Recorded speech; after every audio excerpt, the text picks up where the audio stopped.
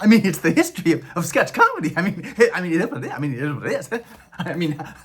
Well, I'll start off with this. First of all, happy 2024 in the new year. I mean, it's a brand new year, brand new day, brand new things are happening. A lot of things are happening. Boeing 747. But the thing blows off, the door blows off. Everybody's everyone. I mean, anyway, my name's Keegan-Michael Key, and I recently released a book called The History of Sketch Comedy, and there was a question I was asked, matter of fact, I asked a question by Keenan Thompson, via none other than Dejan Tesfagyorgis, answering via Keenan Thompson in that reverse order, chronologically. I went to, hey everybody, my name's Dejan. At this talk I went to Keegan-Michael Key and ELLE Key were giving a presentation on their book, The History of Sketch Comedy. Which is a dope book. I had the time to read it over winter, and I got it in October. But this moderated by none other than Keenan Thompson.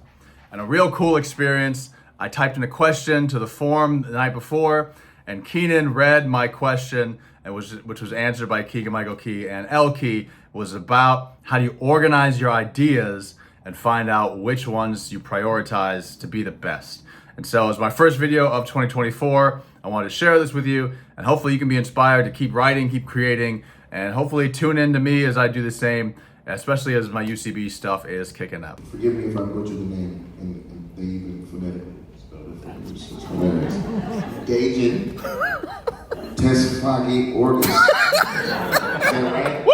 Yeah, you got it. Say it how you said it. Dejan Tesfagyorgis. Tesfagyorgis. Thank you. You can't phonetically spell it. It literally says Tesfagyorgis. Yeah, all right. I've traveled. Tesfagyorgis. Apologies. Dejan is a sketch writer and a performer at UCB Theater, and his problem is constantly pumping and dumping new ideas and premises into a massive Google Doc. And on Key and Peele, y'all wrote over 300 sketches per season. Crazy. What are the pillars you look for in choosing the sketches or creative ideas to actually produce? So I guess in regard to creating, the biggest thing is the foundation of kind of this number system that we used to use.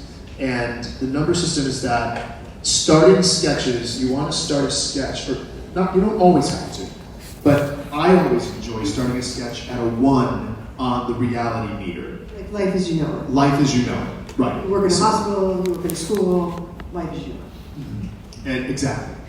And that then you start to heighten from 1. So you're at the school and you're a substitute teacher and you have to go into your classroom and take roll. Everybody's had an experience of that. Everybody understands that there's nothing crazy or weird. There's no characters with spoons for hands. It's just reality. It's just reality. And then all of a sudden the premise comes in, which jumps to like a 20, or maybe an 18, which is just I usually teach in the inner city, but this time I'm teaching out here in the suburbs to all of you white kids, and I'm gonna do the best I can. And we understand that the premise of his experience is that names are pronounced differently. And then that sketch never gets higher really than a 48, other than him breaking the. How high can you go? Well, I'll tell you, how high could you go? The thing is, a Monty Python sketch will go to 1,286. But a Monty Python sketch also starts at 403. So they've been, bring out your dead! Bring out your dead? Where are you all starting at? I'll be starting at a 1. You're all at 406. So I think that in regard to producing the sketches, what's also important is making the guy who directed the majority of the sketches for Key and Peele. His big thing was making the sketches look like movies, making them look as real as possible, like you're watching the funniest 5 minutes of any movie. And then we would try to make it look as real as possible. If there had to be smoke, or we tried to use grainy film to make it look documentary looking, so that everything was crisp and real, so that you felt like what you were experiencing was as real as possible. So then when it went crazy and off the rails, it was more enjoyable. Yeah. Amazing. He says, thank you, by the way. That was I don't know how you got that in there, fast. Thank you.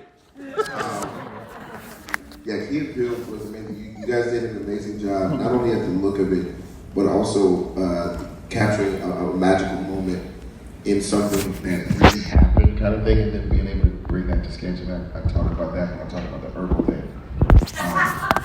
Dave was able to capture it with, Charlie Murphy's True Hollywood Stories. Yes. And you were able to capture it in the sketch with y'all performance as opposed to a testimonial version.